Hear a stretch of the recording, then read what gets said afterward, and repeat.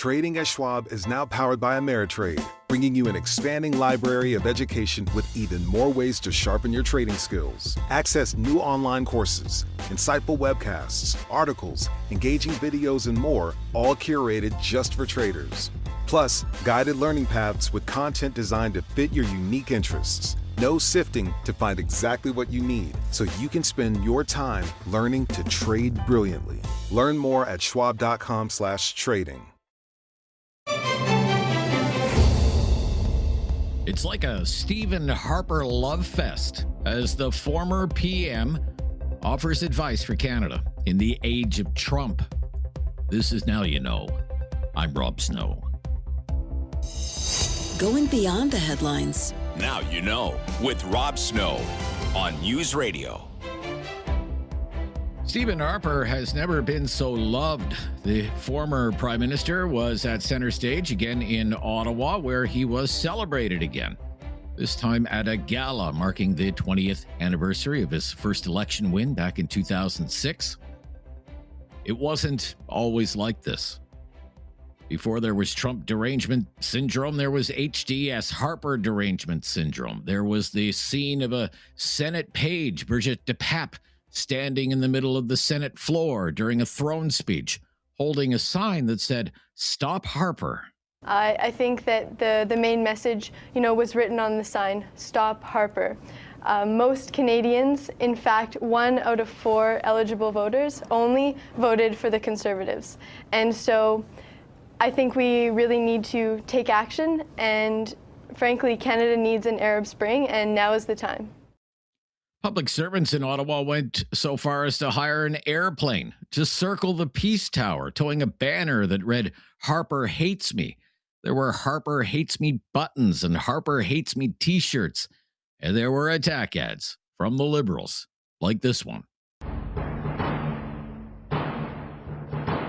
Stephen Harper actually announced he wants to increase military presence in our cities, Canadian cities. Soldiers with guns in our cities, in Canada. We did not make this up.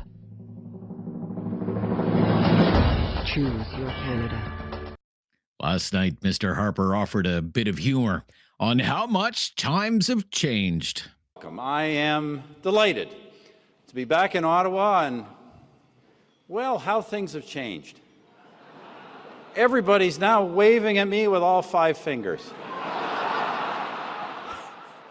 Mr. Harper's time as Prime Minister may have ended more than a decade ago, but that doesn't mean he's shy with his opinions on matters, especially the country's relationship right now with the United States. Our national conversation must be mature enough to acknowledge that many of the difficulties we now face as a country cannot be blamed on Donald Trump. In too many cases, they stem from bad decisions by our own government. But then Mr. Harper urged Canada to retaliate against the Trump administration, suggesting the current government reimpose counter tariffs to protect the country's manufacturing sector. We cannot allow the obvious attempt to move Canadian manufacturing south of the border. One-way tariffs introduced by the U.S. must be reciprocated. Now, will that, friends, be costly in the short run? Yes. But what we can never concede are permanent one-way economic flows from Canada to the United States. The former Prime Minister also suggested the country needs to move much faster at getting Canada's natural resources to other markets around the world. We cannot permanently become a captive supplier to the U.S. market. Now, friends, that reality was clear to us in 2015, and I think it is obvious today. It remains so, and it's something we've got to do quickly. Yes, that means our oil and gas, but it also means uranium, rare earths, and many other commodities. Canada needs more than a list of major projects. We need to reinstate the reforms our government enacted to streamline the regulatory process and deliver decisions in a reasonable time frame in order to attract global capital. It's been a big week for the last Conservative to be Prime Minister. He shared the stage with his old foe, Jean Chrétien. He was given the highest honor awarded by the Royal Canadian Geographical Society, and he had his official portrait unveiled at a ceremony on Parliament Hill. Things, though, are not nearly as bright for the current version of the Conservative Party of Canada. A new poll from Main Street Research says the Conservative Party is now 15 points behind the Liberal Party.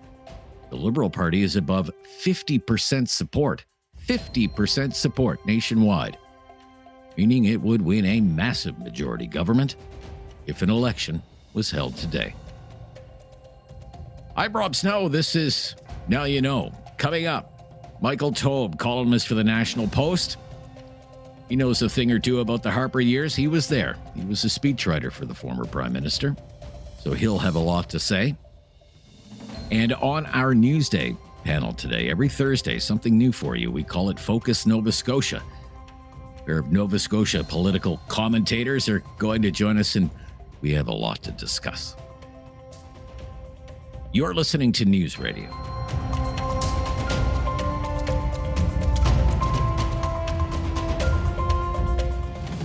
Now You Know with Rob Snow continues on News Radio.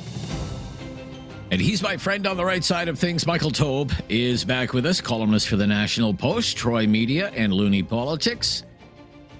Michael was also a speechwriter for former Prime Minister Stephen Harper. Welcome back, Michael. Good to hear from you.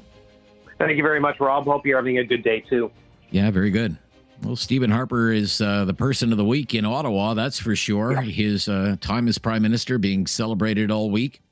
Mm-hmm. But here's a question as someone who was there. Sure. During the Harper years, as someone who knows Mr. Harper. Yes. How would you describe what I'm calling Harperism, if there's such a thing? Harperism. What does he believe? How does he view the role of government? Give us some ideas. Well, it's interesting. Years ago, when I was still a columnist for the Ottawa Citizen, I actually did a two-part series on how I define what was called Harpertism. And that is sort of a play on words of conservatism. I mean, obviously, people have used Harperism, the term you've used more frequently. That's the way I kind of defined it and sort of broke it apart. And there were a lot of components to it, and it's hard to sort of put them all into sequential order because we're talking about nearly a decade. But what he basically did was a combination of a few things. We know some of the messaging that he did that I and others discussed, which was pushing along what was called incremental conservatism. So the whole theory between Harperism is that conservatism can't come rushing in, can't hack and slash, even though some may desire it, because that's not really a sales point in Canadian politics. It's not something that Canadian voters would be attracted to either.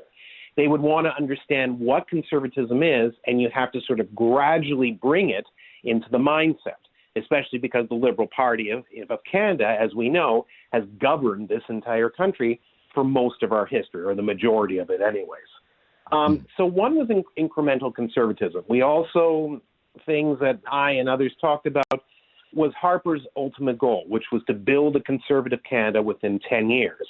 Now, he was almost Prime Minister for 10 years, so he kind of matched it. That also developed with incremental conservatism. So from moving slowly and methodically with conservative ideas on, smaller government, lower taxes, more individual rights and freedoms, and various things that he proposed that were part of his policy platform on foreign policy issues, where he took, the rebuilding process in Afghanistan, taking a strong stance on the war on terror, combined with, lots of things at home, the creation of trimming the fat to bureaucracy, ensuring that there were better tax cuts so people had more savings in their pockets at the end of the year, the introduction of tax-free savings accounts, and various other things.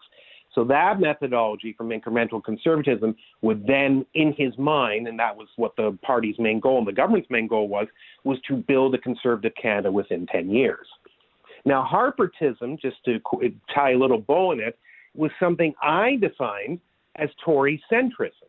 And that caught some people off guard saying, well, that's not something you necessarily believe in, Taube. What are you talking about?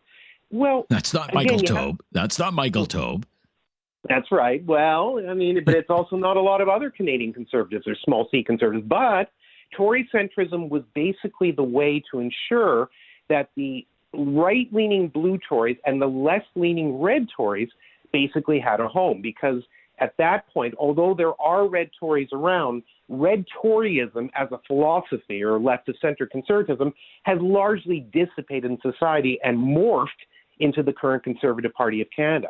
That's how Tory centrism works. So to give you just a couple of lines from it, because I dug it up, I haven't looked at this in quite some time. Rather than wiping out red Toryism, the Harper Conservatives gradually balanced it with blue Toryism to create a middle-of-the-road conservatism that is less ideological and much harder to define and attack. Tory centrism leans to the right on issues like crime and the military, but also led to muddled non-conservative positions, such as increased spending on government programs and social services, at times with somewhat less respect for fiscal prudence, at least what a red meat conservative would desire. It was there, but it wasn't to the same extent.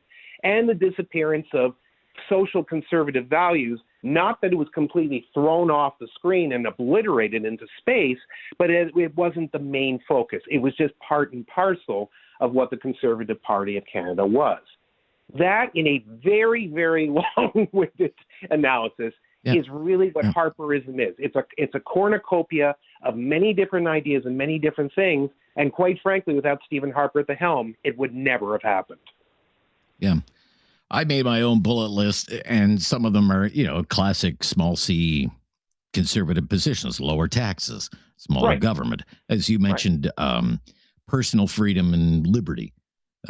But also, and I think this was a big one for him, I mean, going back to his days as an Alberta reformer, decentralized federalism. He didn't believe that there should be, this all-powerful government in Ottawa, that there is a role for the provinces as laid out in our Constitution, and it needs to be respected. He was not a big fan, for example, of having grand First Ministers meetings. I'm not even sure if he had one in the 10 years that he was Prime Minister. He much preferred dealing with premiers one-on-one, striking bilateral agreements. He wanted the provinces to do their own thing and for the federal government to stay in its own lane. Decentralized federalism, which was certainly not the way of the previous Liberal governments, and unequivocally strong support for Israel. I remember when he went to, he was given high praise from even columnists like Andrew Coyne, for example, when he went and gave a speech to the Knesset. That was probably one of the highlights of his time as Prime Minister, actually, some would say. It was indeed. I mean, he was honored in Israel. There was actually an area named after him. And at that time, Canada became Israel's best friend and ally. There's no question of it. I wrote it a bunch of times, and it's not because I said it. It was understood to be that way. The Israeli government at the time and Prime Minister Benjamin Netanyahu, who is still Prime Minister to this day, also recognized that. But everything you said is correct, and the decentralization is absolutely correct.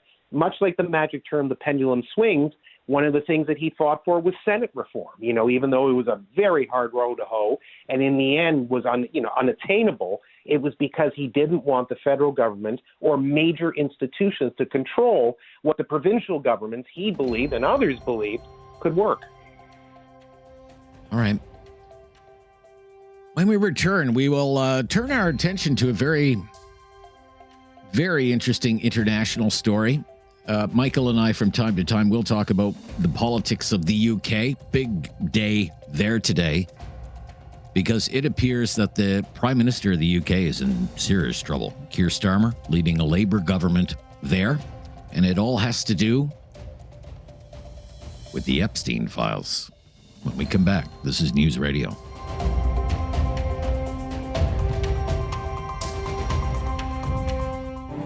There is no question Rob won't get answered. Now You Know with Rob Snow continues on News Radio.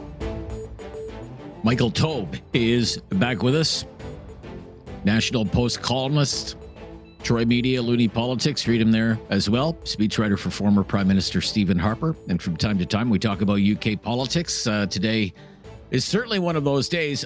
Look, the Labour Party in the UK was elected, barely 2 years ago. It's more like a year and a half. It's not popular as it is.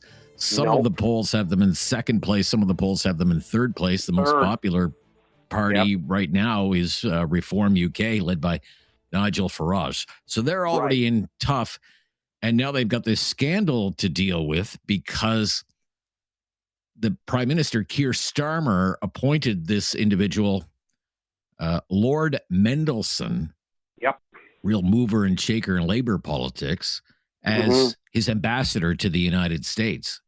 But big problem because he has close ties to Jeffrey Epstein. He's all over the Epstein files.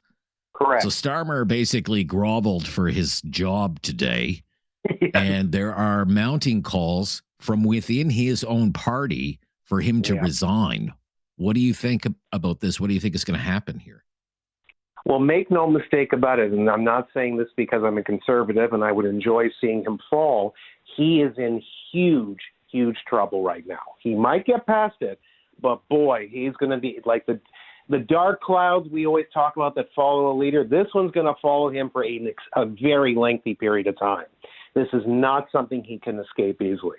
No, Starmer, as you said, and I think you said it well, did grovel to basically say, I'm just paraphrasing. I'm sorry that the association is real. I'm sorry that, we knew him. It's true that Peter Mandelson and Jeffrey Epstein were friends. He's all over the Epstein files. All of this is true. And anyone who's doubting it can go run out if you want and read the millions and millions of pages that are part of the Epstein files, and you'll see it's there. Peter Mandelson, yes, was a mover and shaker in the Labour Party, a backroom boy from a long time ago, even in the days of Tony Blair as well. So he was a powerful figure. He was nominated to the House of Lords, where he sat for a number of years, and then became ambassador to the U.S. But it turned out to be an enormous mistake. And Keir Starmer, who we talked about, the Prime Minister of the UK, who has been, basically bumbling and fumbling files almost nonstop since he became PM, which is unsurprising because he didn't have a lot of experience. He was not a great political leader. He didn't have a great political mind. He's not a strategist. He didn't have good policies. And the only reason that he won is because Brits were just sick and tired of the Tories, so they kicked him out. This is a major, major blow to him. And even though Mandelson is gone and has resigned from Labour and has no active role, there are many Labour members calling for his head. So even with the supermajority, which he's got, he's in big, big trouble. Yeah. I mean, his only saving grace is that they don't have to have, when is the next election there? If they added in 2024, like 2029 or something like that, 2029, the latest 2028, 2029, depending on when he wants to go, one or the other. So he's got time. But as you mentioned, it's not like this is some kind of gift to the Tories. It's like Brits are now sick of the Tories and sick of Labour, and many are saying maybe it's time for reform. UK. Nigel Farage. It's a gift to Nigel Farage and Reform UK. Don't count them out. They're moving up and they're getting more popular. Crazy. Great to hear from you. We'll speak next week. Until then, Michael Taube, National Post columnist, Troy Media, Looney Politics, was a speechwriter for former Prime Minister Stephen Harper. Newsday panel coming up next. Focus Nova Scotia. Looking forward to that. This is News Radio.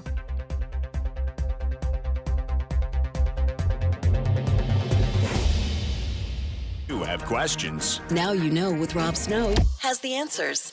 On News Radio.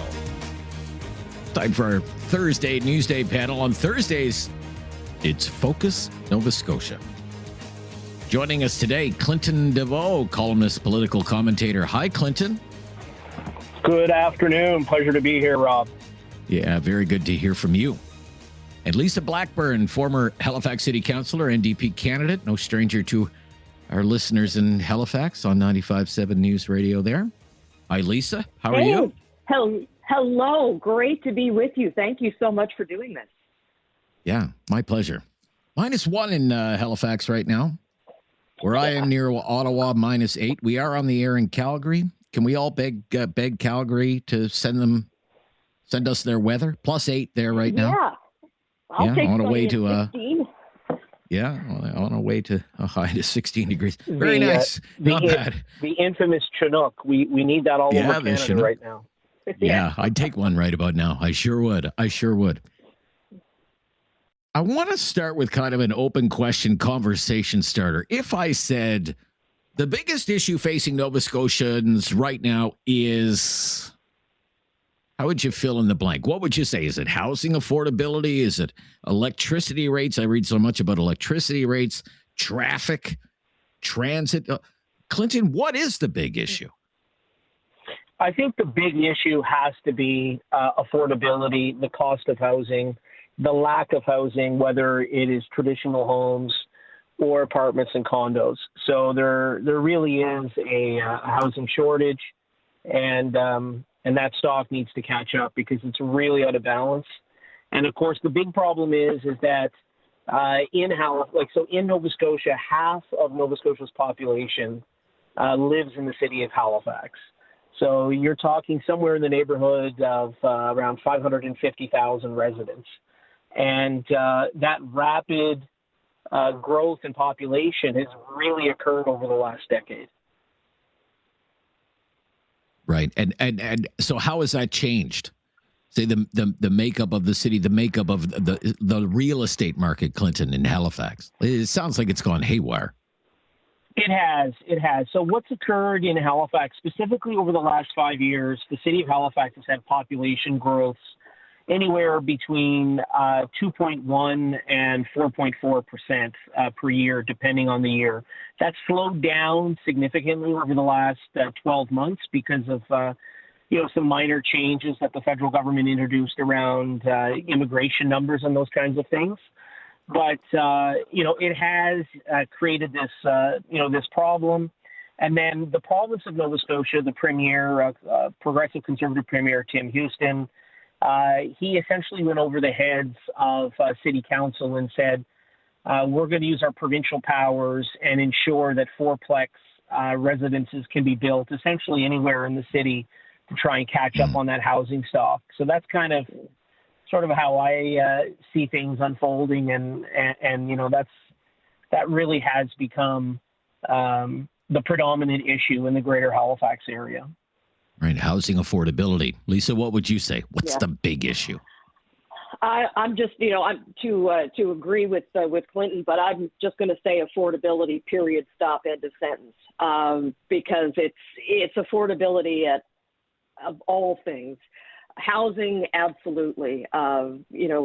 Certainly Nova Scotia hasn't really followed the trend in Canada, where average rents across Canada are actually down 2.3%, but in Nova Scotia, the average rent actually went up 1.8% in the last year. So, certainly the housing affordability is a massive issue. And then, the power affordability as well. Nova Scotians already paying some of the highest power rates in Canada, and Nova Scotia Power is back at the table asking for another rate increase. It's not too often that you hear of provincial governments sort of standing up, stepping in, and weighing in on things like power rates. But that's exactly what Premier Tim Houston has done. Just basically coming out and saying the power rates that are proposed by Nova Scotia Power are ridiculous, and they don't agree with it. So that's, I think it's affordability of all things that is an issue. So let me run this by you. I'm originally from Cape Breton. So is my wife. I was asking my wife, we were reminiscing last night. She went to Mount St. Vincent University in Halifax. Oh, yeah. In the early 1990s. And she was renting an apartment in a neighborhood called Fairview in Halifax. And I was asking her, how much was that apartment? I mean, it was just a modest, typical one-bedroom apartment in a high-rise. It was $500 a month. This would have been 1990, 1991, around there. How much does how much would that apartment go for in Halifax these days? 1,800, 2,000? A one bedroom? Is it one bedroom? Your average one bedroom, 1,800 to 2,000. that's about the going price. I mean, I get that Rob, it was a long let time me ago. chime in there when you're talking about rent prices, and it really you've nailed this issue perfectly. So in the 1990s, I used to live up in the clouds on the 8th floor of an apartment building. At that time, for a 2-bedroom apartment, I was renting that for about $450 a month, and that included heat and hot water. And to you and to what Lisa has said, now you're not going to find anything for, you're looking at $1,500 to $3,000 a month. So yeah, it's gotten completely out of control. Yeah. All right. Yeah. When we come back, let's talk about traffic. There was a new report out recently that Halifax now has the third worst traffic in Canada. Like, you're in the same kind of company as Toronto and Vancouver now. What is the plan to deal with traffic in this booming city of yours? When we return, this is News Radio.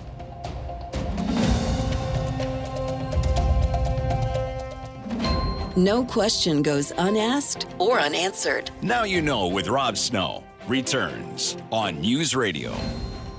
Focus Nova Scotia, Clinton Desveaux with us. Columnist, political commentator, and Lisa Blackburn, former Halifax City Councillor, NDP candidate.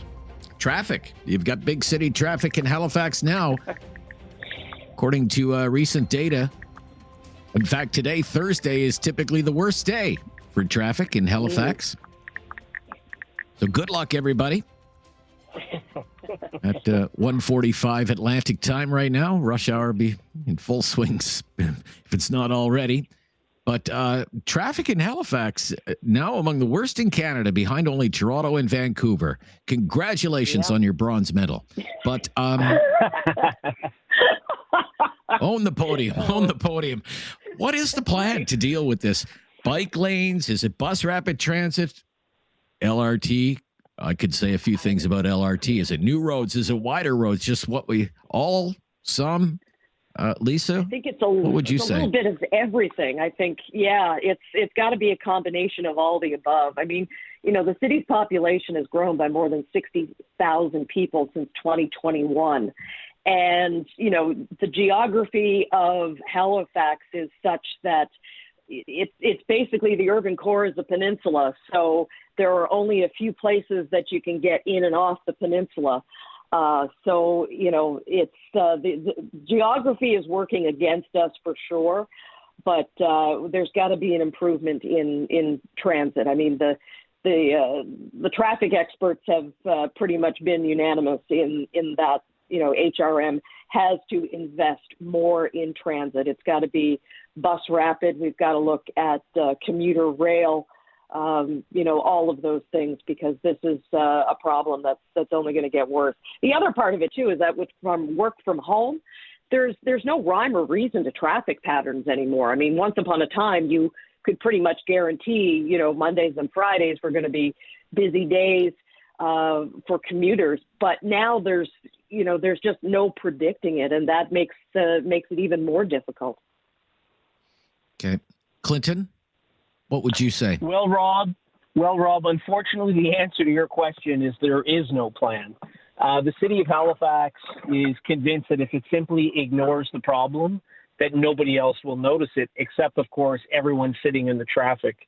So what I mean by that is Halifax essentially has two waterfronts. It has a harbor for listeners around the country who don't know, and there are two bridges which connect the city. And the issue, of course, is that the city is in desperate need of a third bridge, but nobody wants to broach that subject. And then, of course, you also have the problem of, as Lisa has pointed out, this huge population growth that's occurred, which indicates the city really needs to put a plan in place for light rail transit, not the type of terrible system that was set up in Ottawa with countless problems, but one like you would see in other cities around the world. And of course, the issue now is that as the city grows and the more they put these issues off, the harder it becomes to build, because the traffic just creates more and more of a bigger problem. So I agree with Lisa that the answer needs to be a little bit of everything. But the reality is the city doesn't want to talk about public rail transit. The city doesn't want to talk about a third bridge, and instead seems to focus a disproportionate amount of its attention on bicycle lanes. Yeah, well, that's where I want to jump in. If I could just jump in, Lisa, can I just jump in there? On bike lanes. Bike lanes are, and being opposed to building out bike lanes is a very popular, and I would even say populist thing for conservative and progressive conservative premiers. Doug Ford is like going to war over bike lanes, like court battles. Premier Smith, not a big fan of bike lanes in Calgary and in Edmonton. I know Premier Houston, is he, do you think he's necessarily opposed to bike lanes, or just the way the city council in Halifax and where they wanted to put bike lanes? Like, what's your sense of it there? Yeah, that's a good question, because I think as you point out, it's become sort of the populist, the popular populist pinata. Everybody likes to take a hit at the bike lanes, but the reality is that Halifax is a university town. We have 5 major universities within kilometers of each other. So when you've got that level of student population, it makes perfect sense to have bike lanes in those areas. HRM explored, going back to the traffic, we explored commuter rail years ago, actually commissioned a study. And when it came back, it said that, CN would love to partner up, but their goods and services transport division takes precedence. And so you can't have a commuter rail system where you've got a train that leaves maybe at 9, maybe at 9:03, maybe at 9:10. We're not quite sure. So that's why, commuter rail was sort of abandoned by HRM Council in favor of other methods to address. But, bike lanes, I never understood why people have a hate on for them. I think they make sense in a university town like Halifax. Well, because they take up lanes for traffic. That's why people feel their traffic just gets worse with bike lanes. Yeah. Go ahead. For the record, I just want to say, I'm not opposed to bike lanes. What my issue is that when there are more pressing infrastructure needs, like a third bridge that would alleviate a tremendous amount of the traffic with a city that's growing between 2% and 4% a year, that doesn't enter the discussion.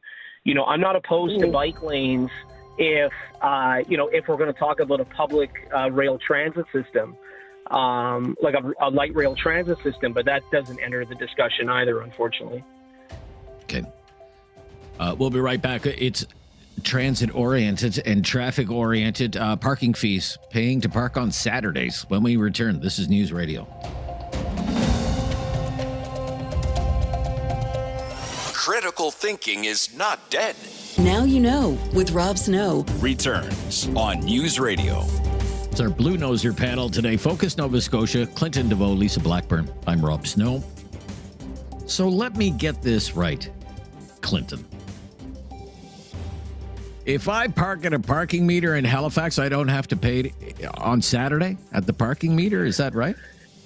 That's right. So how it typically works in the city of Halifax is during you guys nights are lucky. and I mean, in Ottawa, I'm sorry, Clinton, not only do they have to feed the meter on Saturday, they have to feed the meter on Sunday, too. It's like 7 days a week. You guys are lucky down there. For now. I guess. Yeah. So on weekends and nights, it's typically free. Unfortunately, I think the idea of charging for parking in Halifax, it sounds good in theory if the city is going to ramp up the Halifax ferry service that crosses the harbor. But the second ferry, which is called the Woodside Ferry, it's not been ramped up at all. And they're not really ramping up the bus service. So if the goal is to try to get people out of their cars and to use other modes of transportation, the city is not doing enough to ramp up those other options of transportation. So in theory, I believe that parking, should be charged and all of that. But to take away a model that works to create a model that's going to cost everyone more money but isn't going to provide any additional benefits. I don't see how that helps out local businesses in the downtowns on weekends and nights, quite frankly. Well, it sounds to me like the city just needs the money. It's a revenue thing. Bingo. What do you think, Lisa? That's it exactly. I mean, the council is looking at a projected almost 11% property tax increase. They're going through their budget process right now, and so this is one area that they have earmarked as a potential, revenue generating area. And Clinton is right. I mean, up until now, I mean, you can park for free downtown after 6 p.m. any night of the week and on weekends. The city has only two ways that they can generate revenue, and that's through property taxes or user fees. Property taxes are already maxed out, as we have seen. And so, raising user fees are really the only tool they've got left in the toolbox. They're thinking about making that first hour of parking on Saturday for free, just to, help local businesses. But as difficult of a decision as this is going to be, I think that, $2 an hour on Saturdays between 8 a.m. and 6 p.m., I think it's doable. And it's going to be a tough sell for councillors to their residents, but it's really one of the few ways that they have to generate revenue.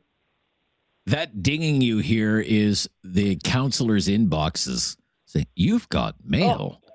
And it's it's going to be people who are like, "No way, you want to raise my parking fees by 25% and have me pay at a parking meter on Saturday? No way, I'm not." But when faced with a potential 10.9% property tax increase, that $2 an hour downtown on Saturdays seems like a pretty fair deal. Okay, I really enjoyed this. Around this. Sorry, one of the issues around this, Rob, is just the city needs better planning. Like they spend too much money on third-party contractors and this kind of thing, and it's costing the taxpayer. Okay. I really enjoyed this. I hope we can do it again sometime soon. Thanks again. Thank you. Yeah. Bye-bye. Focus Nova Scotia today, Clinton Desveaux and Lisa Blackburn. I'm Rob Snow. Talkback. Big announcement on EVs today from Prime Minister Carney. The vehicles of the future. Says $6 billion announcement. More money for EVs. I need your take on it. On Talkback today after the news. It's time to talk back. On Now You Know with Rob Snow. Call now. And have your say. 1-833-668-2577. Welcome to Talkback. It's 2 hours of debate and discussion on the big issues of the day. Today, with your help, let's talk about EVs. This is a major news story today, with the Carney government making a big announcement about his government's plan for EVs. His government is getting rid of the EV sales mandate. There were not a lot of fans of the EV sales mandate to begin with. The government is also going to introduce new tailpipe emissions regulations instead of having an EV sales mandate. And it's bringing back rebates. Government rebates for people who buy electric vehicles and for people who buy plug-in hybrids. But those rebates will not apply to Chinese-made EVs. They will only apply to vehicles that are made in countries that Canada has a free trade deal with. Big money involved here. Rebates are going to be worth up to $5,000 for people who buy fully electric vehicles and up to $2,500 for people who buy plug-in hybrids. That's going to cost taxpayers more than $2 billion, $2.3 billion in rebates. Government is also going to spend $1.5 billion to build out more charging infrastructure for EVs, need more charging stations. And then there's another $3 billion to help the auto industry, to help the auto sector, quote, grow and diversify to new markets. So you take it all together, today's announcement from Prime Minister Carney is a $6 billion announcement. And about half of it involves EVs, maybe even more than half. But here's the question. Here's the big question, okay? We have been told for years, maybe it's decades now, EVs are the vehicles of the future. Mr. Carney said that today. Future is electric and connected. And we have also been told the end is near for gas and diesel-powered vehicles. The end is near, we've been told. The days are numbered for the internal combustion engine. What we want to know is, do you think that's true? Do you think that's true? Do you think it's true EVs are the future? We're all going to be driving EVs eventually. Well, and that vehicles powered by gas or diesel, they're just going to be a thing of the past. What would you say? 1-833-668-2577. I feel I have to ask you that because I have been hearing that for years. And then you read the sales reports that StatsCan produces every month. And if this is the case, well, we got a long way to go. We are not there yet. The latest figures show that 150,000 new vehicles were sold in the most recent month that data is available, which would be November. And 1 in 10 were fully electric, 17,000 vehicles or so. 1 in 10, 9 out of 10 were not. And actually, that figure, 17,000 vehicles, down by 35% from the year before. Now, maybe that has something to do with the fact that there were no rebates from the government, and now the rebates are coming back, and maybe that will give a boost to the sales of EVs. But do you think EVs really are the vehicles of the future, and eventually we just won't be driving gas or diesel-powered vehicles anymore? Really like to know what you think about that. I don't know. I really don't know. That's why I'm asking you. The government, the Carney government and the previous Trudeau government, big believers. I mean, they certainly believe these vehicles are the future. Electric vehicles are the future. They've spared no expense putting money into the industry, the EV industry, the EV components industry. As mentioned, today's announcement, $6 billion announcement, just the rebates, more than $2 billion, $2.3 billion, according to the Prime Minister, $1.5 billion for charging infrastructure. Just rolls off the tongue. That's just today's announcement. $3.8 billion specifically related to EVs just today. And then there's all the other money that the previous government committed to various EV projects across the country, mostly in Ontario, but also in Quebec, some in BC. $52 billion worth of commitments. $52 billion. All because our politicians are of the belief that these are the vehicles of the future. And if we want to be in the business of auto manufacturing, well, this is where we need to be. But we've had big problems in this space. Bright Drop, for example, the electric delivery van. They're not even going to sell that vehicle anymore. They were making that in Ingersoll at the Cami plant. The Honda EV projects that were supposed to be slated for Canada are on hold. Northvolt in Quebec went bust. Big plans to electrify the country's fleet of school buses. Lion Electric was a major company involved in that. Has since filed for creditor protection. There's probably a few more that escape me right now. But you all know GM and Ford, they've drastically scaled back their ambitions for EVs. Ford even announced it's ending production of its F-150 Lightning, which was highly promoted. It's an industry that's, well, it's having its struggles. But, you know, automakers continue to make new models. There's about 50 now for sale in Canada, either fully electric or plug-in hybrid. And soon Chinese-made EVs will be for sale here because of our deal with China. And some of those could cost $35,000 or less. Yet still, as the government's own numbers show, when Canadians go shopping for a new vehicle, they are much more likely. And it's not even close. Much more likely. 9 out of 10 times more likely to buy a gas or diesel-powered vehicle than they are an EV. What does that say about this strategy? Are EVs the vehicles of the future? Are we really in the final years of the internal combustion engine? It will all eventually be driving electric cars. Government sure seems to think so. But what do you think? 1-833-668-2577 is our call-in line. If you've never called before, just mention that. We'll make your call a priority. Let's talk cars. The cars of the future. And the cars of the past. I'm Rob Snow. This is Now You Know. It's Talkback on News Radio.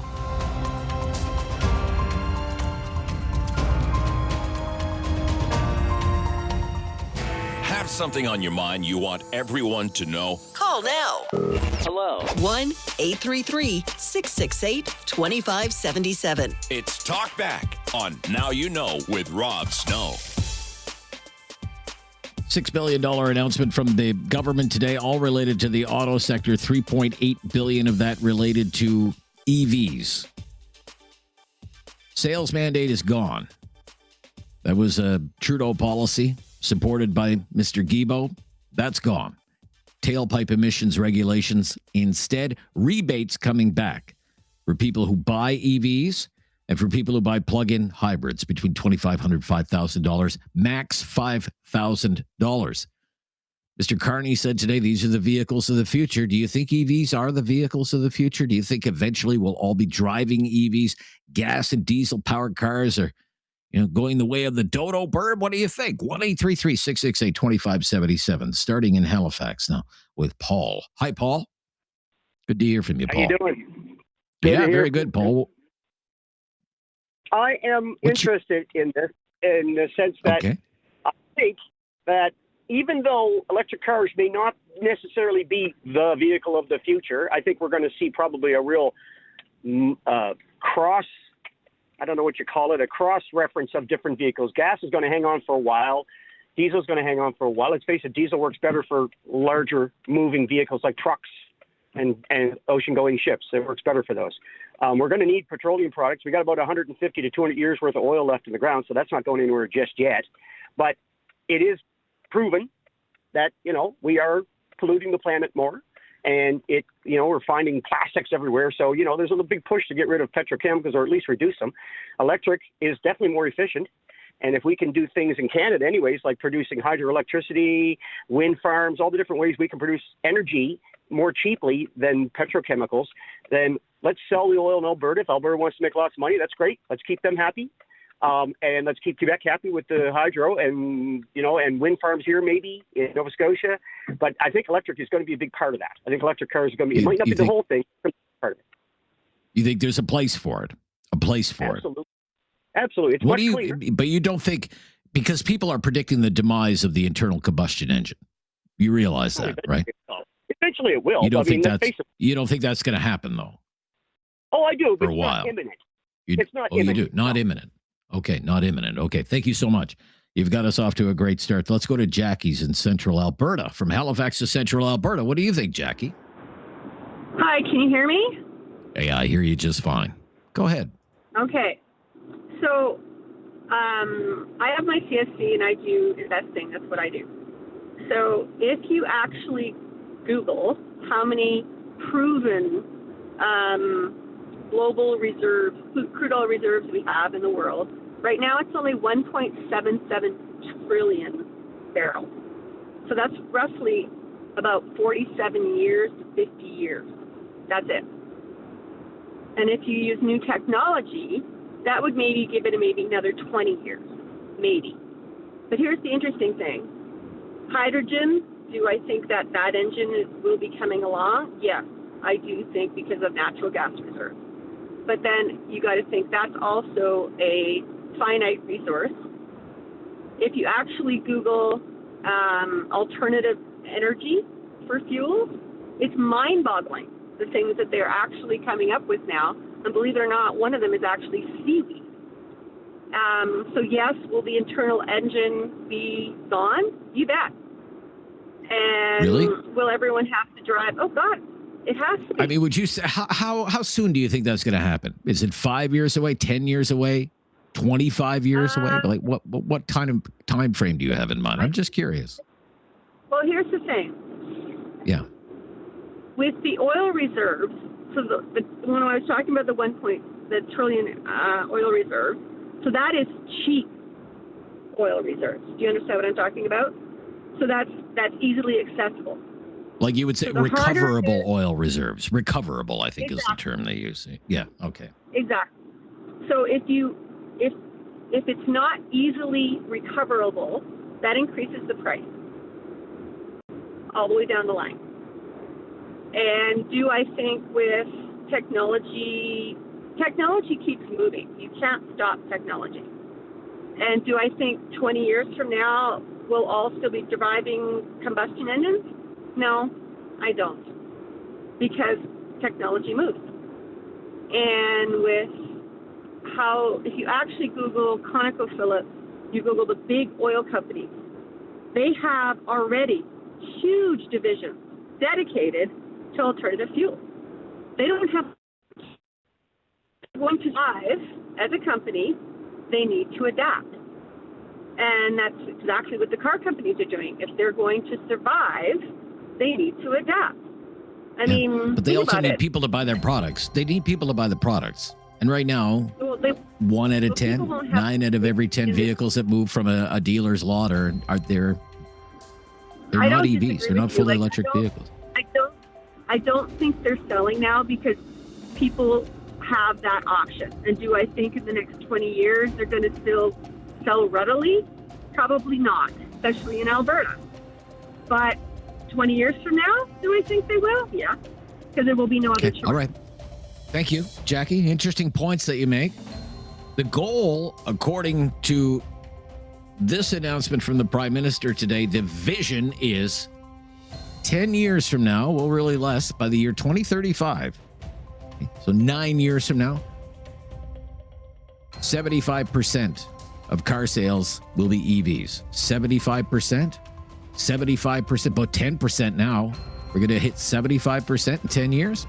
Does that sound ambitious to you? What do you think?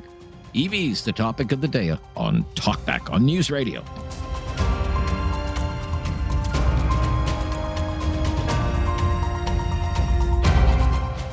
Have something on your mind you want everyone to know? Call now. Hello. 1-833-668-2577. It's Talkback on Now You Know with Rob Snow.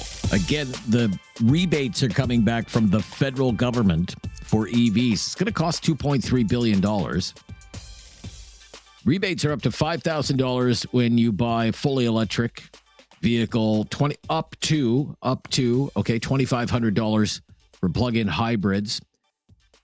EVs made by countries of Canada as a free trade agreement are eligible for the rebates if they have a transaction value up to $50,000. So the price cap is the vehicle can't cost any more than $50,000, but that won't apply to any Canadian-made EVs or plug-in hybrids. Just some of the details on the rebate program.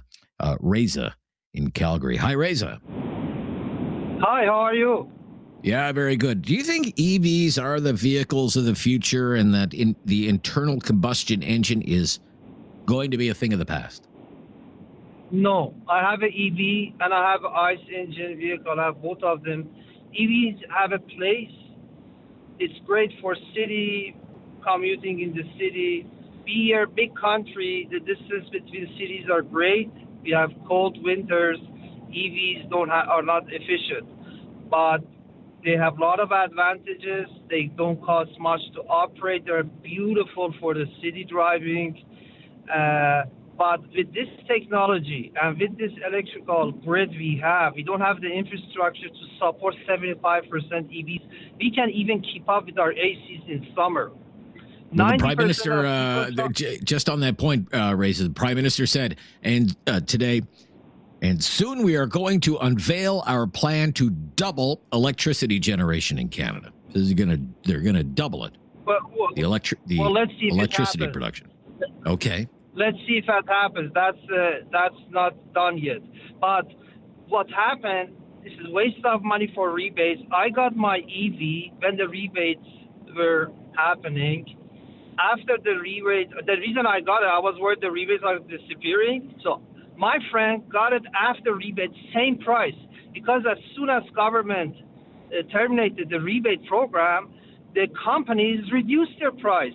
So matches isn't the that same something? price. Really interesting. No, it is true. You can go check it. My friend got the same price as I got. I got it with rebate. He got it without the rebate. 4 discounts really? $5 extra $1,000. So we are paying taxpayers' money, so the dealerships can profit more. This has to be left to the people to make these choices. Whenever government wants to help, it's a disaster. All right, let me ask you, Reza. Let me ask, what kind of EV do you own? I have a Ford Mach-E. It has 400 kilometers range. Beautiful car. Right. I don't take it even to Edmonton because if it's cold, it goes down to 300, 250, you know. It cannot be replaced with this thing unless a magic happens. They get so efficient or, I don't know. We can't do that. Europe can. In Europe, their winters are not cold. The distance between the cities is short. But in Canada, I don't think next 9 years we can. I mean, no, there's no way. I'm an engineer to buy the government announcement today, they're going to spend $1.5 billion to build out the charging infrastructure. I wish they don't. 90% of people charge their EVs. There's a stat about it in their garage overnight. It costs so much when you charge it at the stations.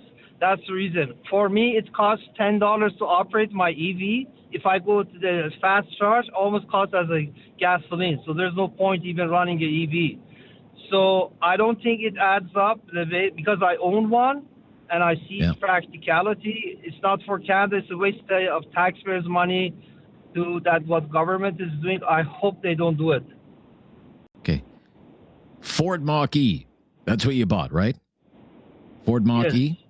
Yes. Yeah. Will you tell me how much you paid for it? What was the sticker price on? It was kind of a loaded one. Was around 60. I could have got it under 50 if I wanted. Yeah, it wasn't a bad deal, but that's not the thing. It's just not practical. Not practical. Not practical for highway driving, he says. Okay. Likes it in the city, though. Is it the car of the future? Are we in the end days for ICE-powered cars? No, not that ICE, the internal combustion engine. 1-833-668-2577. Have your say on Talkback on News Radio.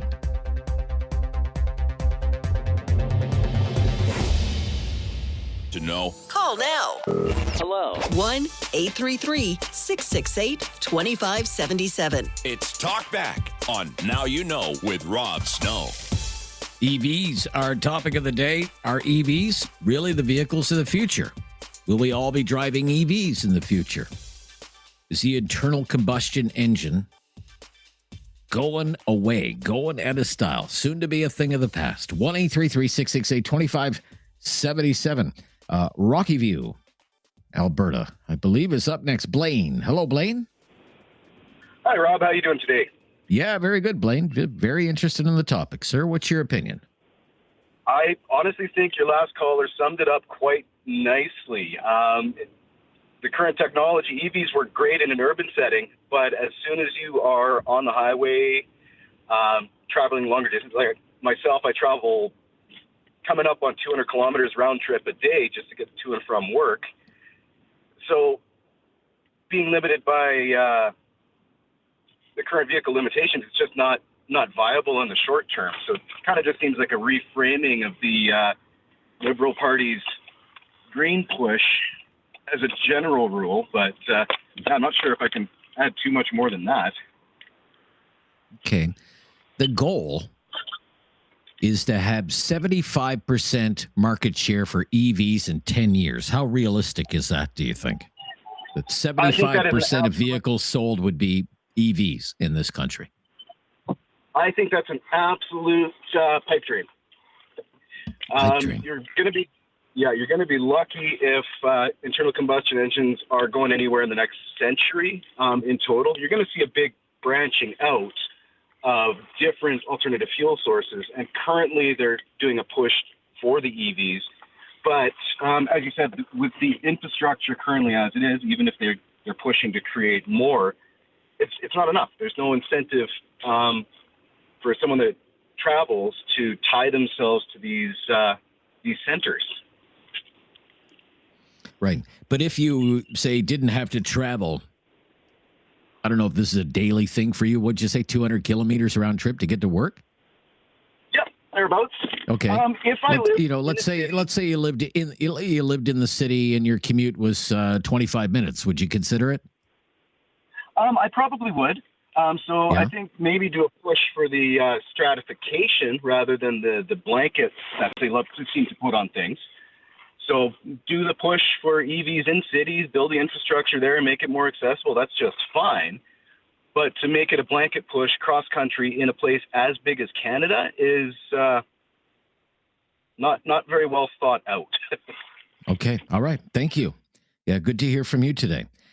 In Red Deer, Les is in Red Deer. First-time caller, Les. Thanks for calling.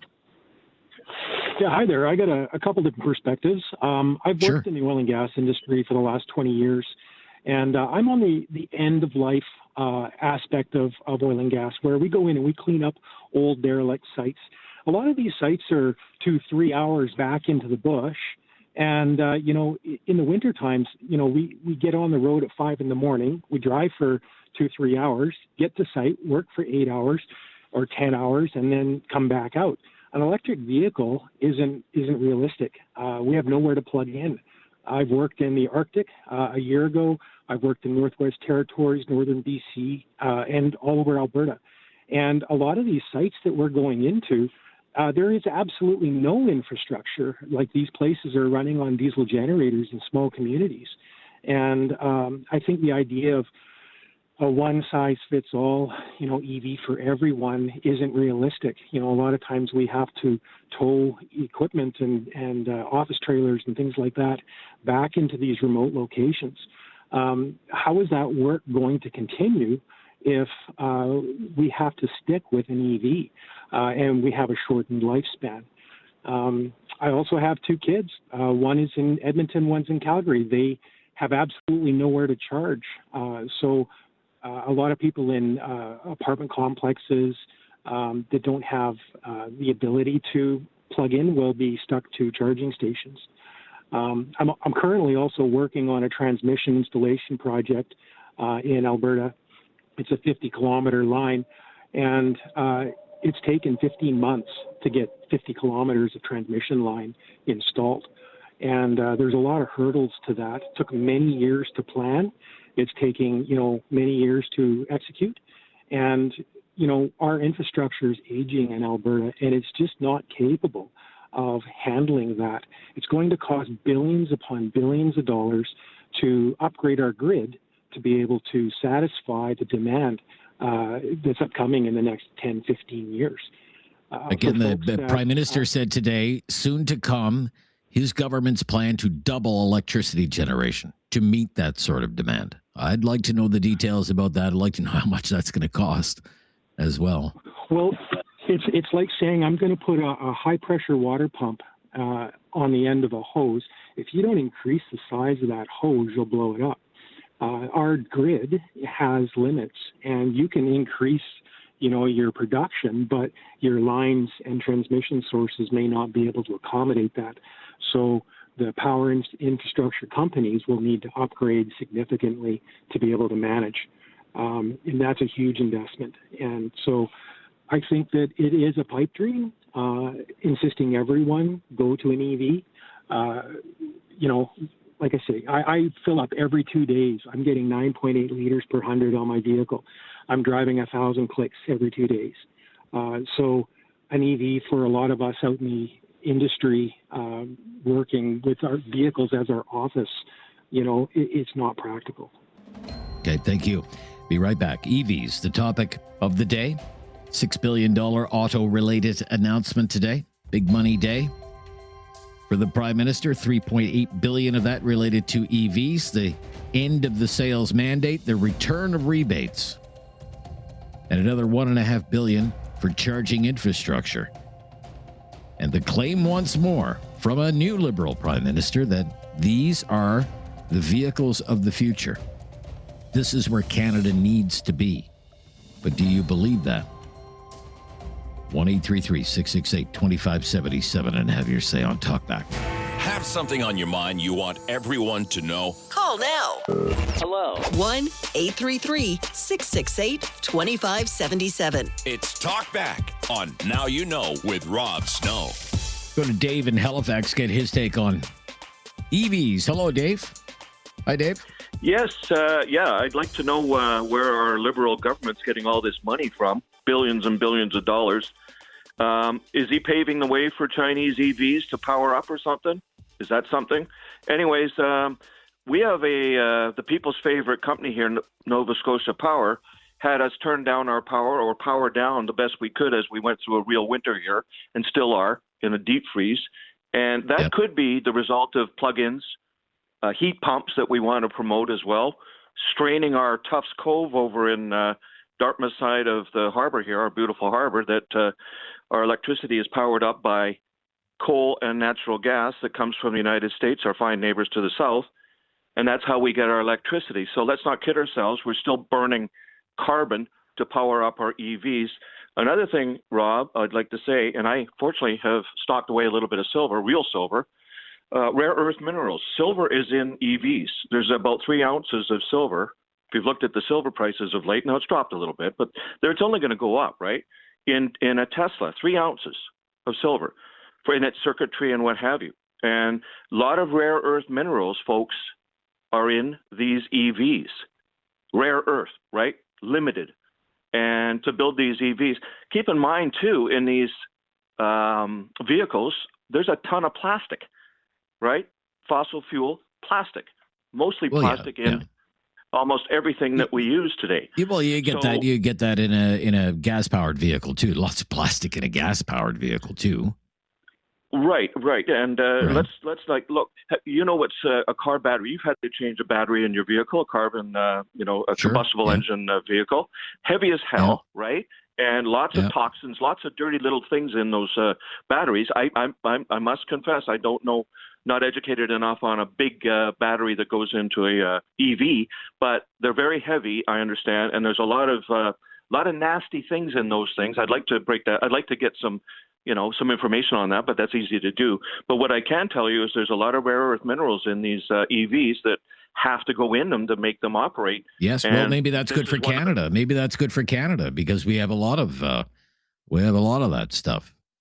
We got to get at it, and there's very limited. I don't think there's one operating. But you do raise a good point about the electricity grid, and several callers have raised this already. The Prime Minister said, "Well, we're going to double our electricity output. We'll have a plan." To reveal sometime soon. There was a story. I'm going to have to wrap up our conversation there, Dave. Thank you for your call. If you came across it today, it was in the Telegraph Journal out of New Brunswick, St. John, New Brunswick. New Brunswick Power bailed out neighbors from blackouts. You would have had blackouts in Nova Scotia and on Prince Edward Island if it wasn't for power that came from New Brunswick. I mean, that is, and I did an interview about that a couple of weeks ago. The state of the electricity grid right now, it's kind of stretched right now. Hemi in Kitchener. Hemi. Hi, Hemi. How you doing? Hi, Rob. Yeah, How you I'm doing? good. Hemi. That's a great name. Yeah. Hemi. As in the engine. Yeah. Right? Yeah. Okay. Exactly. There's a great engine. Yeah. What's your opinion on EVs? It was a good engine, but it was not the best. Let me put it that way. All right. The EV issue is one that is what, quite frankly, should have been a transition vehicle to EVs. Should have been the hybrid vehicle, and unfortunately, the politicians or the industry didn't understand what they were getting into, and as a result, they're trying to play catch up now, and they're trying to advance technology faster than they're ready to invest in. And the only country that's done that is the Chinese. And, it shows that they now have a vehicle that is efficient and they can produce in a mass scale, and that's how you're going to make money. And that's why the Chinese probably have a market of about 4 or 5 million a year in China, and ours is so low in Canada. And in North America, quite frankly, and if we continue this way, it's going to cost a lot of money either way. I mean, I've listened to people on the radio. They want stuff. People want stuff for free, and it's not going to happen that way. The cost of infrastructure is great. Our forefathers had to spend a lot of money and effort to build the grid, if you will, and provide electricity. People don't appreciate the amount of time and effort that goes into building those infrastructure projects. And of course, it's going to cost money. People think that you're going to get it for free. It's not going to happen. And so all I can say on that end is that the government is doing the right thing. The problem is you can't do this overnight. It's going to be an evolution, like transitioning from steam to diesel and wagons to cars, building the infrastructure, the roads. All that takes time, and you can't do that overnight. No country can do overnight. So that's my take on what happened. Well, the goal here, and again, this is right from the government's own literature. 10 years from now, EVs will amount to 75% of the new car market, 75%. And 15 years from now, 9 out of every 10 vehicles will be EVs within 15 years. Yeah, I appreciate that. But the reality is, all the experts never predicted what was going to happen in 2007, 2008, when there was a complete collapse. The experts were wrong. And so I suspect that there'd be a lot of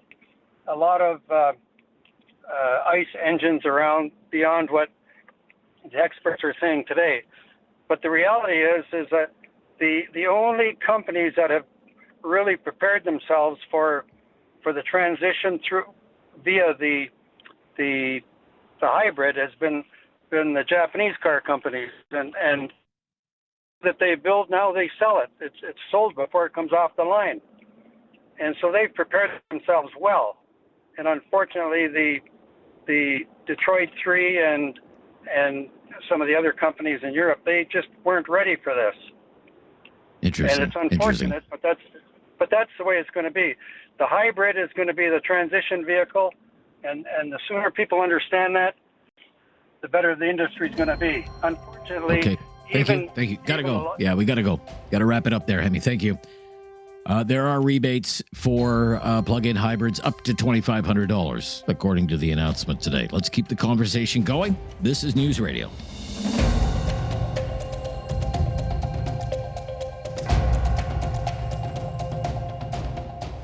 Have something on your mind you want everyone to know? Call now.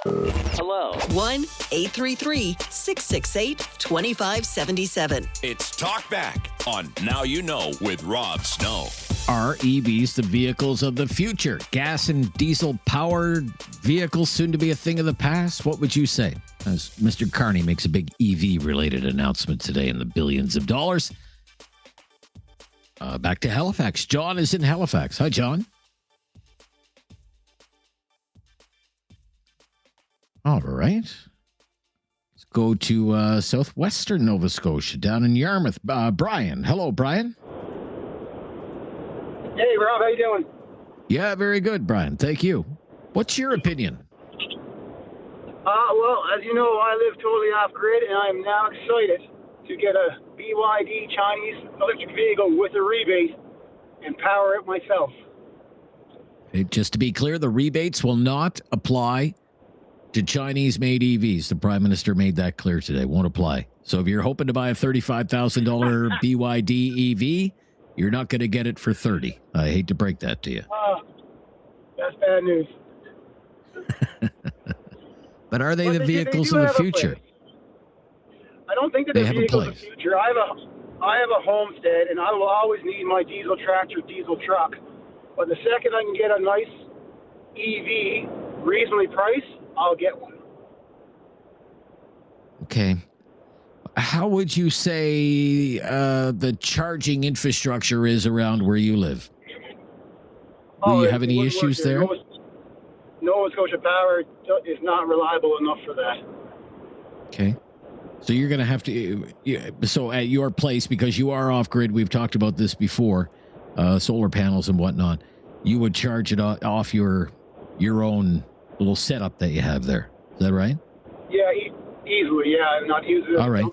But Let me ask you this, Brian. Let me ask you this. If you had to leave Yarmouth for some reason, maybe you had to go visit somebody in Halifax, for example. Do you think you'd be able to confidently take your vehicle from Yarmouth to Halifax? Your EV? Depends on I think it would depend on the vehicle and how well I knew the vehicle. Okay. But it sounds right now you'd probably be more confident taking your truck, to me. Well, if my vehicle can do 400 kilometers and I know it can, I would take it. I would take the EV. Okay. How long a drive would that be from Halifax to Yarmouth?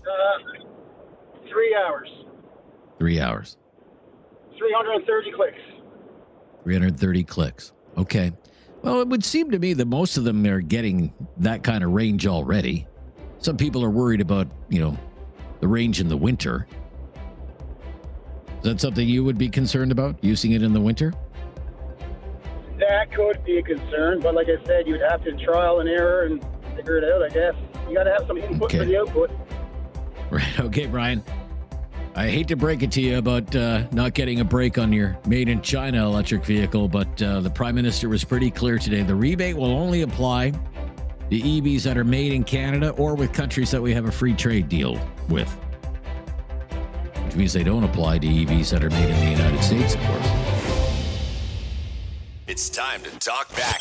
On Now You Know with Rob Snow. Call now And have your say. 1-833-668-2577. EVs are our topic of the day. Do you really think EVs are the vehicles of the future and that gas and diesel-powered cars are going to be a thing of the past? Big announcement from Prime Minister Carney today on EVs. No more sales mandate, rebates coming back, $1.5 billion for charging infrastructure. Up next, Steve in Halifax. Hi, Steve. Hi, how are you? Yeah, very good, Steve. Yeah, great. What's your opinion? Yeah, so I just wanted to call in because of a few callers earlier. A lot of misinformation out there about EVs. I mean, I'm not a big fan of what Carney's doing overall, but I just wanted to call in and just, we own 2 EVs. We have 2 Teslas. We're in Nova Scotia. There's not many charging stations here for supercharging, which is the way that you charge really quickly. But we travel all across through the Maritimes. The fellow who said that he has to drive 200 kilometers, as long as you have a charging port on your home, which is not very expensive to put in. It only costs a few $100, including the electrician's charge. Most of the companies also offer incentives to have the charger. As long as you charge up overnight, you can have the full range of your car. So that fellow could easily, with lots to spare, go to work for 200 kilometers and come back.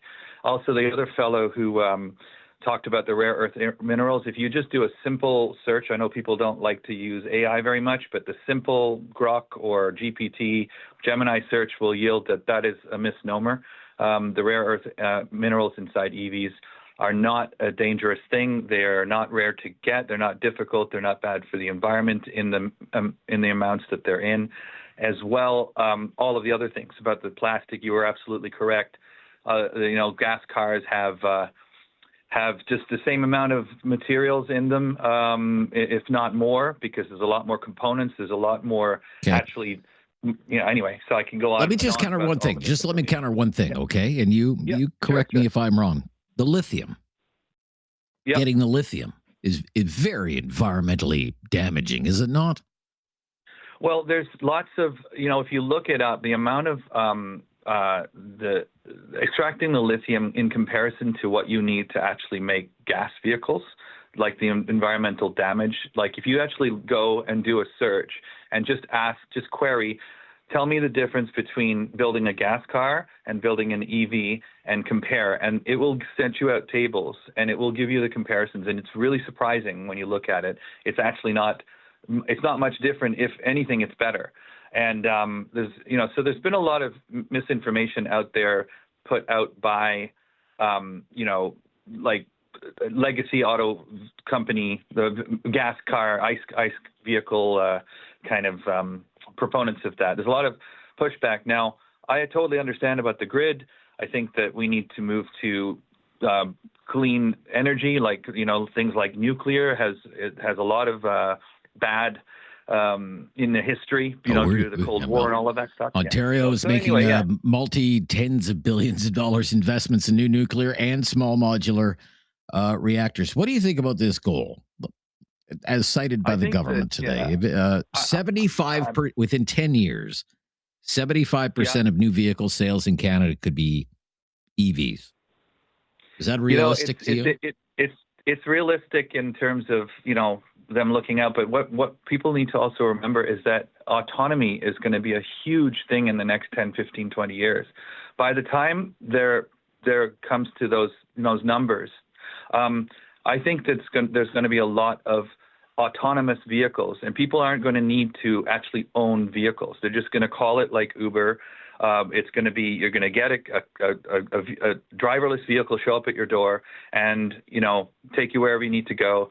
And they'll go off and charge themselves, and so there's going to be a very different future. So we have to stop thinking about the status quo and the way things are now, because technology is changing so quickly. We're going to have a very different future in 9-10 years. So, all right. Thank you very much. Thank you, Steve. Tim in Halifax. Lots of calls from Nova Scotia today. Tim, good to see. Oh, okay. Let's try Jeff. He's also in Nova Scotia. Maybe he knows Tim. Hello. Hi, Jeff. Hi, Jeff. How are you doing today? Go ahead. Very good, Jeff. What's your opinion? I'll tell you, I owned a Prius for 13 years. When it got older, you're starting to think, okay, what if the engine goes in my car? How much it's going to cost, that kind of thing. But I did lose an inverter in that at the 9-year point, and that cost $4,000. Now, there are more things to go wrong in a hybrid or EV, I think. There's we're used to an engine or transmission. That's all you got to worry about. But one of the things is I'm retiring. I bought a brand new 2025 Corolla. It's not an EV. It's not a hybrid. The reason I did that is batteries like to get charged and recharged. And when I retire, my car is going to sit in my driveway for days at a time. And there's one other point. When these things catch on fire, the fire departments just let them burn. Okay? Very soon, there's going to be one burn up in an underground garage, and insurance companies are going to say, no parking in underground garages ever again with, you know what I mean? The building's insurance company won't allow it after a certain point because it'll burn down the building. And if you have 75% of the cars on the road, it'll catch the car that's sitting beside it on fire, and then you've got this major inferno happening. So I don't know where people are going to park their cars after that happens. I haven't even considered that. So when you hear, these are the vehicles of the future. There was a time you obviously thought they were the vehicles of the future. You owned one for how long did you say? 13 years? 12 years? Yeah, but like you say, when I was driving on a daily basis, the car was charged and recharged. The battery was healthy. But if a battery sits and it doesn't like to be sit on charge all the time, and it doesn't like to not be discharged and charged.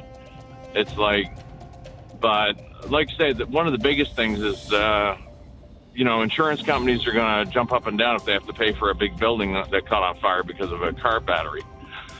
All right. Interesting. Thank you. Going to stop here. Been very busy, but for the first time, we've got about 4 lines available. So jump in on the conversation. The future of EVs. Very rosy, according to Prime Minister Carney. And he's committing billions of dollars to it. Billions of dollars of your money. 1-833-668-2577 to have your say on News Radio.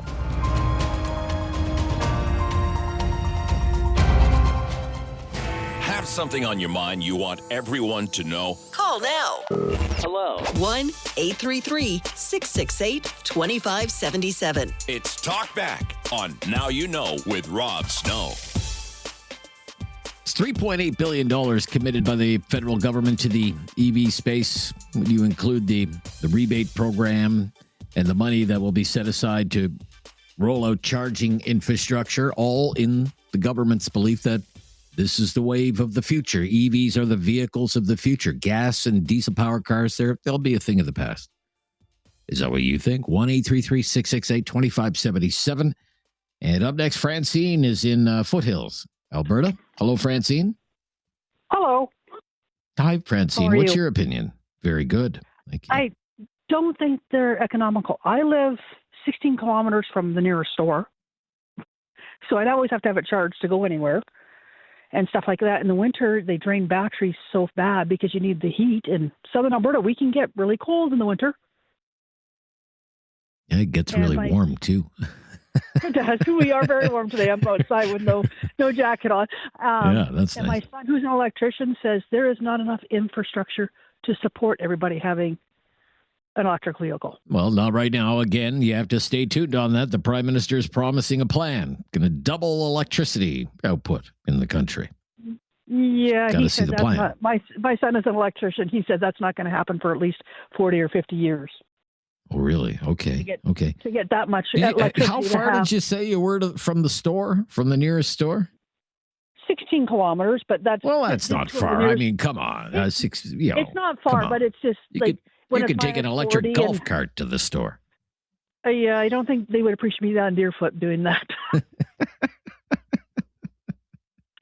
Or down the highway. No, but either. really, that's not far. 16 kilometers. Surely your electric vehicle would get you there and back 16 kilometers. Come on, Francis. Yeah, but I mean, the time like when I go to shopping in town, I'm there almost 2 or 3 hours, right? I'm not going to just make a quick trip for an hour to get one or two things, right?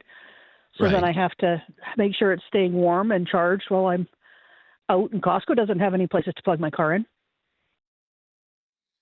Okay. Or Again, does the $1.5 grocery billion store, committed today to build charging infrastructure. Does that ease your concerns at all, Francie? Not really. Like my son said, Not really? it would take 30 or 40 years to have that much infrastructure to have everybody to have an EV, to have it all plugged in, like say in the evenings. He goes, we already use too much electricity on a lot of things. And like the caller before said, in the buildings, he goes, it's not safer to have them in the buildings, like in condos in the basement or parking garage. Yeah. There is a You're the chance second it can person to overheat. bring that up. All right. Thank you, Francine. Going to move along here. Zach is in Calgary. Hi, Zach. Hi, Rob. I have a lot of insight I can offer you from an auto service technician perspective. Sure. Quick answer. They will only be the future if the government forces it, and even then, I don't think it'll work. But What makes you say that? From a repair perspective, the infrastructure required to service these electric vehicles is very poor to non-existent, especially in the independent world. The repair industry in Canada is completely centered around ICE repair, and that's been in Canada since the beginning. These Chinese manufacturers, they don't share their proprietary data easily, and right to repair is non-existent. They haven't been designed to meet DOT safety standards, and they've also been referred to as rolling computers with plenty of backdoors. But the internal combustion engine, it's not going anywhere. It's probably the most reliable, inexpensive mechanical means of propulsion that mankind has ever invented. Like, the base technology hasn't changed, but the way fuel is delivered to it and the way that tailpipe emissions are processed is what changes. So the important thing I wanted to talk about, do you know about the old U.S. CAFE standards of the Obama era? Not really, no. So it was a standard mandated a fleet-wide average of roughly 54 miles per gallon by 2025, which it forced manufacturers to prioritize like laboratory fuel efficiency over engine longevity. And it resulted in manufacturers abandoning the reliable V6 and V8 models of the 2000s into like complex, high maintenance, small displacement turbocharged engines. In some cases, the older vehicles actually get the same or better fuel economy. And it's one of the primary reasons cars are so ridiculously expensive these days. Anyone who owns a new vehicle, they know my wife has a Mini. It has a 3-cylinder turbocharged engine in it. Lots of fun to drive, though. They're fun, but once you get to like the 120,000 mark, the carbon builds up inside the engine, and it like robs the vehicle of its fuel efficiency, its reliability. I cannot tell you how many engines I've replaced in like the last probably 5 years compared to when I first started the trade. It is. I was always told, actually, EVs they're better vehicles because they have less moving parts. There are less things that can break. They don't have, transmissions the way ICE vehicles have transmissions, for example. Whereas, an internal combustion engine could have hundreds, maybe thousands of parts that are move and susceptible to failure. No? There is. It's one of those things, like, I think the internal combustion engine is definitely more reliable, and it's way cheaper. But the electric vehicles, they have less moving parts, but it's the fighting to get the proprietary service information, dealing with the lithium, the complex computer systems. That's going to be a real sticker shock for people when those parts need to be replaced. All right, Zach. Thank you. Very interesting. Be right back. EVs, the topic of the day. Your thoughts on Talkback on News Radio. Have something on your mind you want everyone to know? Call now. Hello. 1-833-668-2577. It's Talkback on Now You Know with Rob Snow. On EVs, on the Prime Minister's announcement today, Sam in Lunenburg. Thanks for calling, Sam. Good to hear from you. Good afternoon, Rob. Yeah, hi there. Hi there. Are EVs the vehicles of the future? Are EVs of the vehicle of the future? To be honest, I'm skeptical of all of the skepticism that I'm hearing from other callers. I mean, I don't see why EVs couldn't or shouldn't be the vehicle of the future. I mean, I find it interesting. Like, when there's new technology, there's always, without fail, resistance from industry and then from the general public. I mean, if you look at something as simple as seatbelts, when that was first, I mean, obviously there's a big difference between installing a seatbelt and creating a whole different type of vehicle, but it's just an interesting example. I mean, there was big pushback from the industry and the general public when, it was mandated that seatbelts had to be installed in every vehicle. I mean, there was a time when we couldn't imagine life without whale oil and the whaling industry. We thought that would be, the end, but here we are with seatbelts in our cars. And I mean, my house isn't lit by whale fat, so I could see it. And okay. Yeah, that's a good one. Yeah, I mean, I'm not. How should I put this? Another thing is, a lot of the callers have been saying that EVs are worse for the environment. I mean, I'm sure that the people who are pushing the EV agenda are aware of how electricity is generated in Canada. I think that the theory is just that when you measure the total carbon output of, creating and driving an EV versus the total carbon output of creating and maintaining a combustion engine vehicle, you get less output from the EV overall. That's the general theory that I've heard. But to be honest, I mean, I find that EVs are kind of pleasant, to be honest. I mean, they're quieter and, there's no exhaust. So I think that a city that was full of EVs would be more pleasant to walk around in. Those are my general thoughts. The only question that I have is, and I don't think anybody has done the math on this, although I haven't tried to ask AI, but I would like to know the overall, I guess let's call it environmental cost of forcing through legislation all of these EVs to be created versus if we were to all just, kind of let the combustion engine die a slow death and all continue to drive our vehicles until they can't, like what I'm doing with my I think what you're doing there, and I think we'll have to wrap it up. You're questioning the need for the government intervention.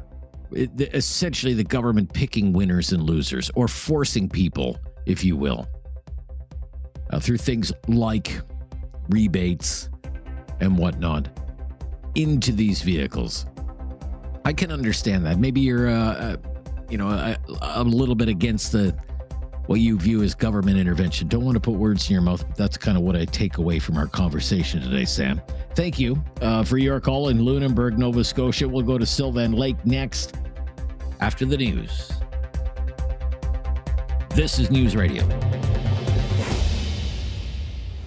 Have something on your mind you want everyone to know? Call now.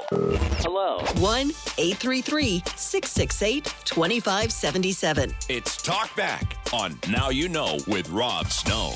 Yeah, just during the news break, I was listening to a little bit of Question Period. The finance minister was in Question Period. Francois-Philippe Champagne been involved in these EV deals from the very beginning, and he said, we're skating where the puck is going. We have to skate where the puck is going, and that's why we're making these big EV announcements. Remember, the previous Trudeau government had a sales mandate in effect that 10 years from now, 100% of the vehicles sold in this country had to be EVs. That's not the case anymore. That sales mandate is gone, but the rebates are back. That's a $2.3 billion cost for the government. $2.3 billion for EV rebates. Rebates from the government for people who buy electric cars, another $1.5 billion for charging infrastructure, all about that old Gretzky line. Got to skate where the puck is going. Is that how you see it? Let's go to Sylvan Lake, Alberta. Rod is there. Hi, Rod. Hello. Yeah, hi, Rod. Hello. We're skating to where the puck is going, Rod, with EVs. Okay. What do you think? Well, all right. I'm an ex-power journeyman for substation. And as far as doubling the size or whatever he wants, he's talking two things here. He could probably do it with the generation will work if he puts it in McMurray, et cetera, et cetera. But to try and rebuild the entire distribution to handle that many it'll take 30 or 40 years minimum to do this and buy copper stock. I'm headed out tomorrow and I'm buying more copper stock. Oh, really? There isn't enough copper in the world to do that. Oh, really? Okay. You would know more than I would. It's not so much. He can build it's the not generation. so much building. So you're saying it's not so much building more nuclear power plants or hydroelectricity dams or natural gas power plants or whatever. It's about the wires and the towers and all of that stuff. Exactly. And that is, you'd have to rebuild every building. I couldn't agree more. I drove, when I was with the power companies, we had propane vehicles. We were banned by the insurance companies from putting them in the buildings because they had a habit of burning up. I can't imagine why they're not banned already for being inside a building. Interesting. Yeah, you're the third person to raise that concern today about what happens when these it's a very good fire concern. is so intense, right? Yeah, a very big concern. Yeah. Okay. Interesting. You can't put it out. Ask any fireman. Yep. So that's all I got to say. It's Carney and politicians are like housewives trying to design nuclear reactors. They don't have a clue. Okay. Well, not just housewives, husbands do. Yeah. Let's accountants, whatever. Let's not be. All right. Thank you. They Thank you. make proclamations. All right. I got you. Thank you. The housewives comment, I don't think was necessary. George in Calgary. Hi, George. Hey, how you doing, Rob? Thanks for taking the call. Very good, George. Yeah, thank you for calling. What's your opinion here? Well, I think that this entire movement is overrated and misunderstood. There are way too many issues that just don't support moving to EVs. Your last caller, a number of callers, parking these in underground parkades. I specialize in the fire suppression industry. We can't put these things out. When they burn in a parkade, the heat generated, structural steel deforms at 300 degrees and concrete returns to its original cementous powder stage. You lose that structural integrity, but nobody's questioned that. Somebody touched on the repairs. People are buying these cars, like so many vehicles, it's the monthly payment. What can they afford on the monthly payment? But what happens in 4 or 5 years? You're still making monthly payments, and you get a $4,000 or $5,000 repair bill. Nobody can afford that. Are the young people going to borrow money to pay for the repairs? Well, tires. I mean, couldn't the same be said? Couldn't the same be said for, an internal combustion engine? I have a vehicle in my driveway. I have an 8-year-old, 9-year-old Jeep Cherokee. It's pretty much at the end of its lifespan now. It's got 160,000 kilometers on it. There's stuff going wrong with that all the time. I put $3,000 or $4,000 into that easily now. Yes, but I think when we buy combustion engines, we buy those vehicles, you've got a warranty, you're going to have coverage to a point, and at a certain point, yes, you're going to have repairs. But I don't feel that a lot of people that are buying these EVs think about the potential expensive repairs. And kind of staying on that vein, I've got a couple friends that do drive EVs, and they're replacing the tires twice as often as I'm replacing my tires. Nobody talks about that. What's that doing to the environment? Yeah, Where are we going there? Fair enough. But how much are they saving on gas compared to what you're putting in your vehicle in gas? Not enough. What do you mean not enough? Well, for the couple $1,000 that they might save in a year, to the potential reliability issues, you can't. I shouldn't say potential reliabilities. The future unknown, we can't really plan for that fair. You don't get the driving distance out of these things like you do out of a combustion engine. I don't think there's a really fair comparison being looked at between the two. I think if you really sat down and looked at some of the additional costs, the electricity. A friend of mine's wife wanted one so bad, was shocked at the electrical bill. So you kind of go, what happens there? But then I'll throw one quick one in. What about taxes? Quickly. When I buy my gas, a percentage of my gas goes to taxes. Well, yeah, that is a good question. That is a great question. The governments, provincial and federal governments make so much money, collect so much money on fuel taxes. How are they going to replace that revenue? Nobody's really asked that question or got an answer to it. What is that? Are they going to have an excise tax on your electricity to replace what you're paying right now in fuel tax? That is an interesting question. I'd love to ask that to a politician sometime. Be right back. More of your calls on EVs today. Big day in that space in this country. This is News Radio.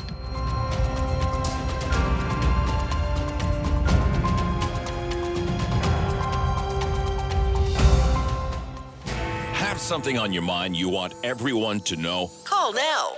Hello. 1-833-668-2577. It's Talkback on Now You Know with Rob Snow. Right back to it on the EVs. Major announcement on the EVs today from the Carney government. $3.8 billion worth for EVs. Rebates, charging infrastructure. All about skating to where the puck is going to be, according to the government. Joe in Calgary. Hi, Joe. Hey, Rob. How you doing? Yeah, very good, Joe. What's your opinion? You know what? Like I mentioned before on a previous call, I've got a fifth wheel, so I need my truck. Those EVs, they just don't have enough range as far as towing capacity goes when you're towing a big 10,000-pound unit, right? And I'd mentioned before about that I'd buy a Chinese EV if they came to Canada. Now, this was before the announcement. I would still buy one. And the sole reason I would only buy a Chinese one is because I know that those models, they can charge in 10 to 15 minutes, which is awesome because the last thing I want to do, especially in the dead of winter in Calgary sometimes, not today, obviously, we're going to break a record, but in Calgary, I mean, we get into the mid-30s in winter.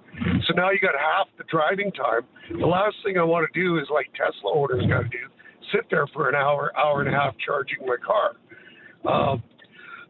And then not only that, I'm a retired electrician, retired journeyman electrician. I deliver auto parts now, just for kicks, whatever. And we have hybrid cars at work. The hybrid, sorry, I was going to go on the electrician thing. They're right about the grid. Honestly, there's not enough time or materials or labor, for that matter, to double the grid. And just to put it into layman's terms, you look at the power lines crisscrossing this country. Now imagine those doubled, and just ask yourself, how long would that take, even if we had everything we needed to do it? Right. That is an interesting point. Yeah. Yeah. It must be it must be tens, if not hundreds of billions of dollars to do something like that. Oh, I would say hundreds, if not $1 trillion.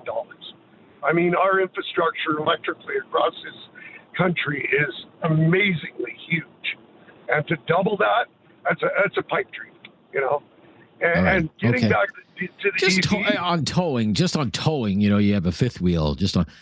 Surely you've seen these videos of this cyber truck, right? This cyber truck, it doesn't look like that would have any problems towing, well, just about anything.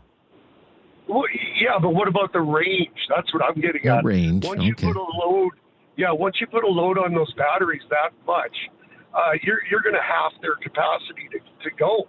So instead of getting 400 or 500 kilometers out of your truck, now you're going to get 250 if you're lucky, and then you got to recharge it. Well, okay, fine if you got a recharging station everywhere along the way that close, like gas stations, but we don't.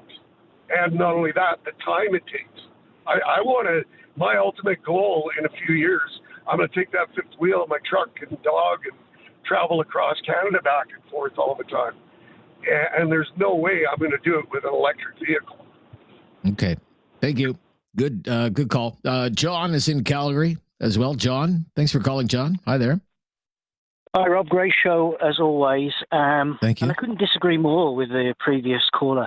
I think the grid can be expanded and doubled much more simply than anybody's describing, but the show's not about that today. But I think that's doable quite easily. Looking forward to the strategy on that. The government's role here is to provide direction, and we need EVs in the future. I take the caller's point that there's a range problem. I understand that. But I've got two concerns, really. The one is, what's going to be the tax replacement as fuel taxes begin to reduce? But perhaps the bigger issue in the short term is the concern that the dealerships will basically pocket that money themselves, and it will go to their profits. One of your callers earlier said, when the rebate stopped, suddenly the price went down to what it was with the rebate, and so I worry that they're going to actually pocket this as an additional profit, and I'm not sure that I agree with that part of it. So it needs to be carefully managed. We need EVs. It's better. Are they cheaper to run? No, they're probably going to be the same cost as every other vehicle. Okay, thank you. Yeah, that was Reza who called, who said, I bought this vehicle and I got a $5,000 rebate from the government. And then his friend bought the exact same vehicle after the rebates went away, and they paid the same price. They had dropped the price after the rebates went away by $5,000. Yeah, isn't that something? 1-833-668-2577. EVs our topic for the day. It's been a hot one today. This is News Radio.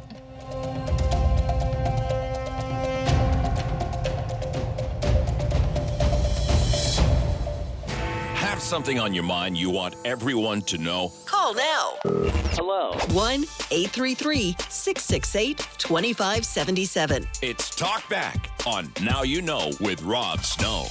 Linda in southern Alberta. Hi, Linda. Hi. Yeah. Can I interest you in an EV, Linda? Can I interest you in an EV? The government would love it if you bought an EV. Absolutely not. No, absolutely not. No, I need a car that's reliable, and my Ford is it, not an EV. I drive 100 kilometers to get anywhere, and I need something that I can depend on that's going to get me there and back. And I don't believe it, that EV will. And my gas bill's only like $200 and some a month, so the cost of my electricity would be more than that. All right. Well, I mean, if you're driving 100 kilometers, I mean, your EV's going to get you there. If it's fully charged, it's going to get you there. We have no. I don't know. I mean, I see these ads on television. Hyundai wants to sell me an electric vehicle. They're saying it gets 700 kilometers of range on a full charge. Yeah. Well, for me, in the wintertime, 100 kilometers could take me 2.5 hours if we have a storm. Okay. I don't think I can rely on an EV for that. And if I get stuck and I have to run it to keep warm, I think I could do that. I don't think an EV could do that for me. All right. Thank you, Linda. Good to hear from you. There's some reaction that is coming in to this announcement. Montreal Economic Institute out with a statement. Not big fans of what the Prime Minister announced today. This is a free markets think tank in Quebec. Mad Maxime Bernier used to work at the Montreal Economic Institute at one time. But here's what it says about the plan from Prime Minister Carney today on EVs. Quote, the federal government's announcement modifying the electric vehicle sales quotas to replace them with reduced emissions lacks realism. Quote, replacing one unrealistic target with another unrealistic target just kicks the problem down the road, says Gabrielle Giguère, senior policy analyst, Montreal Economic Institute. Consumers are just not as enthusiastic as Ottawa had hoped they would be, nor is our infrastructure ready to deal with the increased electricity demand. It is estimated that Canada would need, listen to this figure, 680,000 public charging ports by the year 2040 to meet the needs created by the electrification of the vehicle fleet. Meeting this target would require the installation of nearly 40,000 new ports every year, representing a total cost of $18 billion. $18 billion, is that all? Much more than the $1.5 billion announced by Ottawa today. Moreover, it is estimated that upgrading electricity production and transport facilities in order to respond to this new demand would cost up to $300 billion. Previous caller said, it must cost $1 trillion. Well, they peg it at a mere $294 billion. Considering the magnitude of the expenditure involved and the size of the federal deficit, the Carney government should stop squandering Canadians' money and reviving these subsidy programs. Presenting a watered-down version of a bad public policy doesn't make it good public policy, and the federal government should know this. End quote. So, at least one think tank in Quebec, not big fans. EV is very popular in Quebec, actually, more than any other province, as I understand it. That's it for Talkback for today. That was a great session. Lots of diverging opinions on the future of electric vehicles in this country. We'll pick things right back up tomorrow. Tomorrow's the Friday free-for-all Talkback. So we'll have some topics ready to go, but we would really prefer it if you took the lead on that. And we'll be open line, open topic as we do each and every Friday. Hope you'll give us a call then. Until then, I'm Rob Snow. This is Now You Know. This has been Talkback. The latest breaking news is coming up next on News Radio.